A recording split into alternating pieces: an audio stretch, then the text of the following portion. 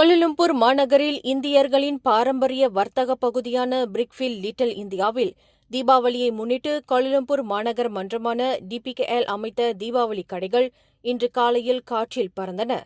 கனமழையுடன் வீசிய பலத்த காற்றைத் தொடர்ந்து பிரிக்ஃபீல்ட் வட்டாரத்தில் போடப்பட்டிருந்த தீபாவளி கடைகள் அனைத்தும் காற்றில் பறந்தது வியாபாரிகளை அதிர்ச்சியில் ஆழ்த்தியுள்ளது.